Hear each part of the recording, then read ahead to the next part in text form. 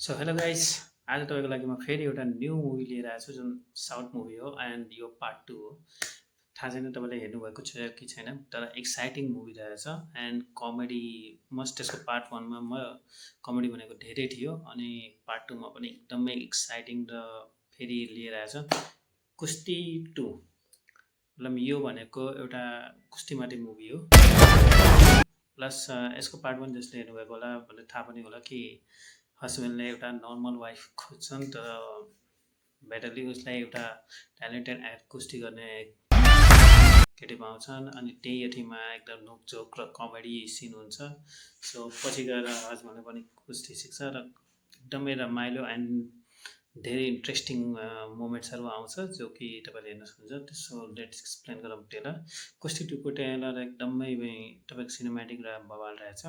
Plus यसमा तपाईँले एउटा इमोसनली र फ्यामिली ब्याकग्राउन्ड पाउनुहुन्छ किनकि यसमा पहिलाभन्दा कुटुम्बத்தை பார்த்துக்கணும் हिरो अलरेडी फ्यामिलियर भइसकेको छ।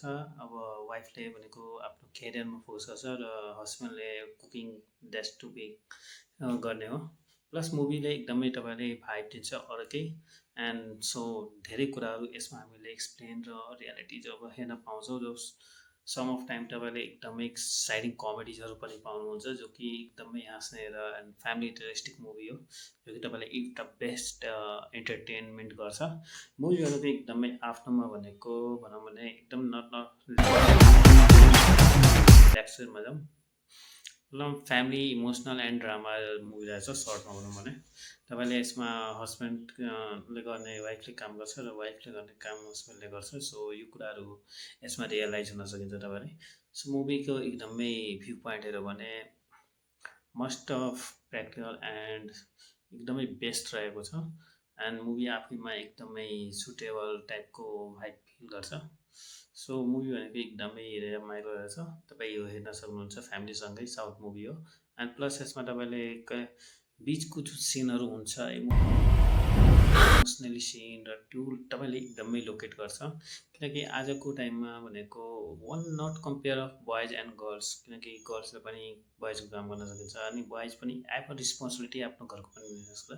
तर यसमा यस्तो हुन्छ जस्ट अफ सोसाइटी घर अफ इफ तपाईँको वाइफले काम गरिरहेछ भने तपाईँ काम गर्नु भइरहेछ हस्बेन्ड घरको काम गर्नु भइरहेछ भने त्यसमा वाइफको इगो हट पनि रेटिङ हुन्छ। प्लस तपाईँको एउटा हुन्छ नि एक बेग्लै लेभलको कन्सेप्टमा के भइहाल्छ कि I'm in the house of head म जे भन्छु त्यही हुन्छ जस्तो फिल भइहाल्छ। यसमा छोरी पनि छ, बच्चाहरूमा पनि कस्तो इम्प्याक्ट पर्छ घरको र त्यो इमोसनल झगडाहरूलाई त्यो पनि एउटा बेटर टाइपमा एक्सप्लेन गरिएको छ।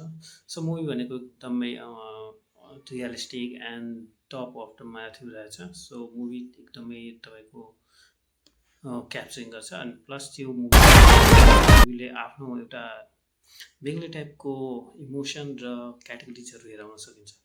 सो म यो भन्दैन कि मुभी एकदम नट बोरिङ छ, तपाईँले बोर कतै गर्दैन, तर बिचबिचमा अलि इमोसनल सिन पनि रहेछ जुन तपाईँको लास्ट मिनट तपाईँले एकदमै यति गरेर होला थर्टफुल गरेर होला। सो मुभी हेर्न नभुल्नु होला, एकदमै बवाल र इमेजिङ मुभी रहेछ किनकि यो मुभी हेर्दा तपाईँलाई एकदमै फिल हुन्छ कि यस्तो मुभी नहेर भने कस्तो होला किनकि अलरेडी साउथ मुभीहरूको कन्सेप्टै बेग्लै लेभलको हुन्छ अनि मुभी भनेको एकदमै इमोसनल कमेडी एन्ड तपाईँको आफ्नो फ्यामिली रिलेटेड हुन्छ। सो मुभी एकदमै बवाल छ, यसको सिनेमेटिक एन्ड भ्युज पनि एकदमै अझै छ, कतै पनि यसमा एआईहरूको युज गरेको छैन।